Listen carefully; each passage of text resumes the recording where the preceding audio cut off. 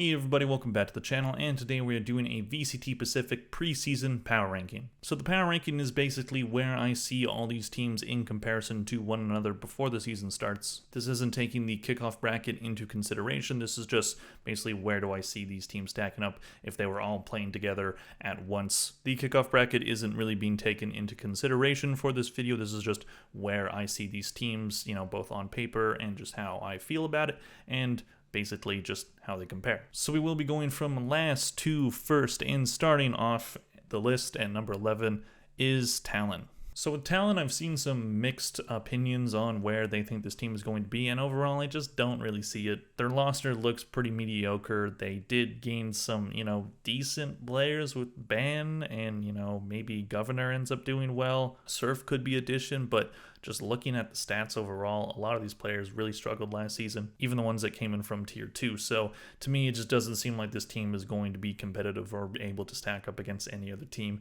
in this league. Moving on to number 10, we have DFM. So DFM went winless last year. They didn't win a single match in the entire calendar year of 2023. They made last minute roster changes, and the roster on paper doesn't look horrific, at least, but it doesn't look very good either. And I do expect them to get a win this year, but I don't know if I see them competing for any playoff spot or during kickoff or qualifying for any international this year. I think 10th is a comfortable spot for them. They do now have the Crazy Raccoon roster, which is a team that didn't do super well in Tier 2 last year, so I know they've had a history of making it to international events, but is that really the roster that you needed? So again, I just don't really see it with this team. Number 10. Moving on to 9, and this one I kind of feel bad about.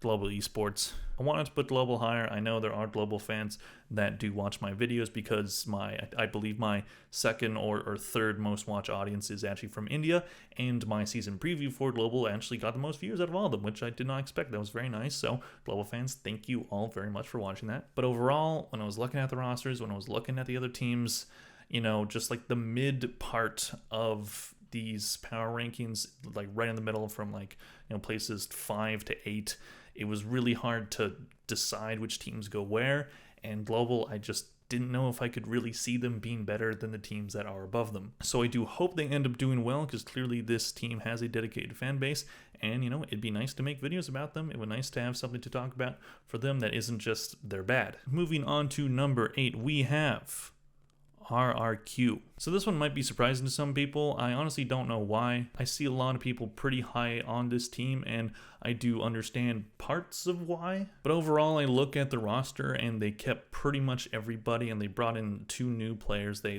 lost 2. They brought into Jemkin. Looks like he actually should be a very good addition, so that could be a big buff to them. Estrella looks like he's going to be okay, but I look at a team that kept most of the roster from last year, and it doesn't seem like there was really a great reason to, in my opinion, aside from maybe not being able to find other players that are better than what they already have. So they decided to mostly run it back. We'll see how it goes. I just don't see it for this team, and I don't know why some people are so high on them, but hey, maybe I'm wrong. Next up, a team I wanted to put higher but couldn't really justify it in my head, Team Secret. Similar story to RRQ, they kept most of their roster last year. They actually only brought in 1 new player in NDG. They did already have some good pieces last year. They're a team that definitely, maybe has had some higher expectations. They have made it to international tournaments in previous years. They haven't looked dominant in any of them, and there was hope that during the Pacific regular season they're going to be one of the better teams, and then it just never really worked out. They did get second in LCQ, just missing out on champions, but for me, I just don't know if I see Team Secret really being dominant this year and really being able to be put in the top 5. Moving on to number 6, we have Gen G. It did feel kind of weird putting Gen G at number 6, but I honestly think that the roster they've put together looks pretty good. They bring in Texter, Munchkin, 2 players that I do think had decent years last year. Meteor's a good player. Lakia hopefully is a good addition. Same with Karen. I do question some of the experience levels on this team, but overall I do think that they're going to be a middle of the pack team, just barely outside the top 5. Moving on to number 5, we have Bleed.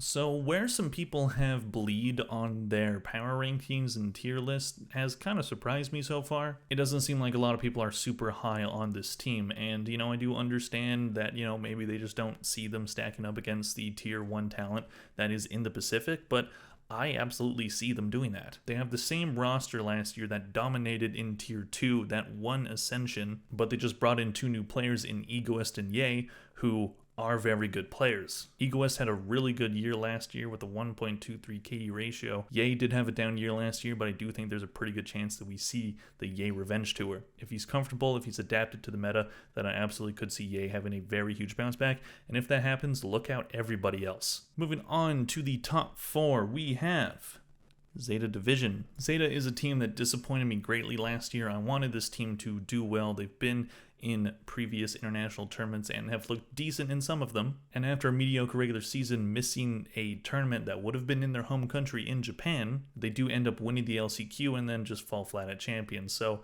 I do think that the changes they've made, they bring in 2 inexperienced players. Hiroran did have a good year in Tier 2 last year. Urin, we'll see how he goes. I think Hiroran is going to be the best out of those 2 additions, but overall, I just don't know if the changes that they've made put them in conversation for top 3, but they could prove me wrong and be one of those teams. All right, so the top 3, where do we see the top 3? Starting off with number 3, T1.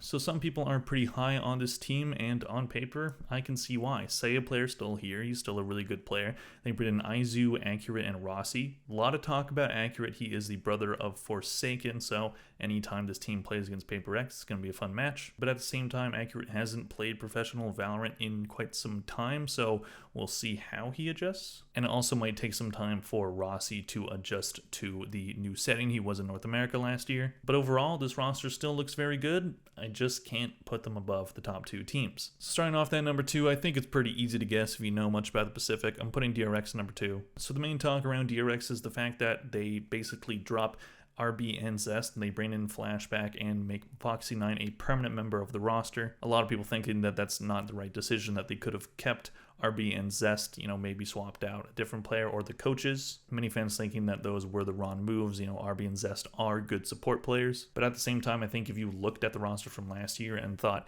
this needs a change, RB and Zest were unfortunately just the most expendable. So the question for them is, will Foxy9 and Flashback be able to fill that void, and not only fill that void, but improve upon those players and finally bring this team to at least a good run at an international tournament? They haven't had one since lock-in. I really want to see them get to at least top 3 again. I would love for this team and the team above them to bring home an international tournament for the Pacific region. It has not happened yet. I've always thought DRX and Paper X are the teams that could be able to do it. So with these roster changes, does DRX falter, or do they continue to be really good? And that's kind of where I think they're going to be. I don't know if I see the choking changing or anything, but I definitely see, with the core that they still have, I think this team's still going to be at least top 3, and I'm putting them at number 2. I just don't see how you can really make an argument for T1 being better than them. I've seen that in some tier lists. I just think pound for pound, when you talk about talent and just overall play, I think DRX is still the second best team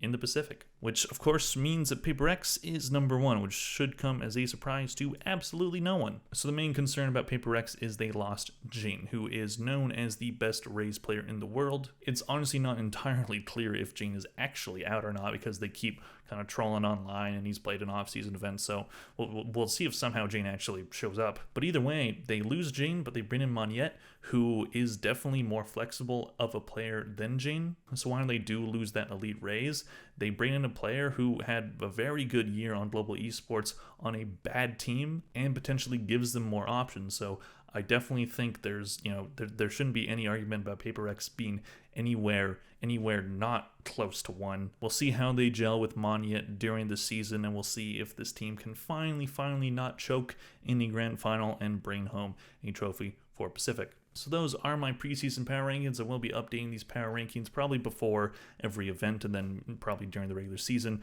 as well. I'll see what the frequency of the power rankings ends up being, but so far, this is how I see these teams before the season starts on Friday. Let me know what you guys think in the comment section down below. Do you agree with my takes? Do you disagree? I'm sure everyone's going to agree, and we're going to have a happy, fun time, and no one has yelled at their screen during the viewing of this video. Please let me know your thoughts and opinions on it. Please click like if you enjoyed the video. Thank you all for watching, and I'll see you guys in the next one. Bye.